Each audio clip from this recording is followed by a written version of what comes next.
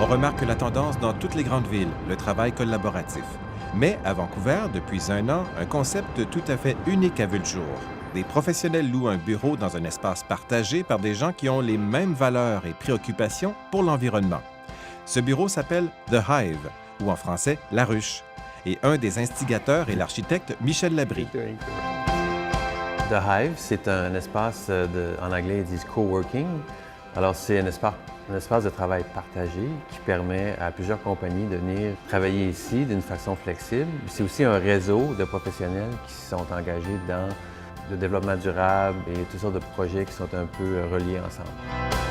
Mais nous, on est la seule qui est organisée d'une façon de compagnie à but non lucratif, ce qui nous permet d'offrir un différent type de service. Ici, on a les 3 salles de conférence, donc des échanges avec des groupes de différentes grosseurs. L'idée est donc de permettre aux travailleurs indépendants de ne pas rester isolés à la maison en louant, dans un lieu professionnel, un ou plusieurs bureaux. Ici, c'est les aires où tu peux faire louer les espaces de travail d'une façon plus flexible. Ici, soit à la journée ou au mois, à la semaine même. Ici, toutes les autres parties, c'est des espaces de travail permanents qui permettent des compagnies de s'installer ici à long terme.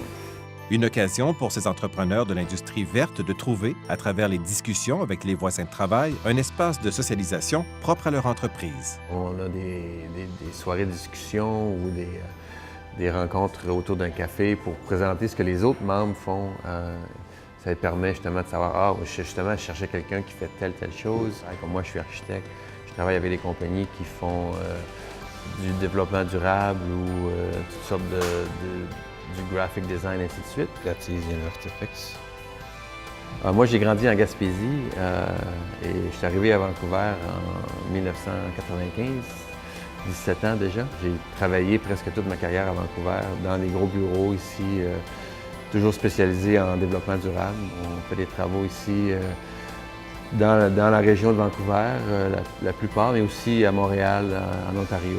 La nouvelle tendance, vers où on s'en va, c'est des bâtiments qui auraient un impact positif sur l'environnement, des bâtiments qui pourraient produire plus d'énergie qu'ils en consomment, des bâtiments qui pourraient filtrer l'eau, la réutiliser. La ville de Vancouver pousse beaucoup pour être la ville la plus verte au monde en 2020. Alors ça pousse l'agenda de l'avant pour tout le monde.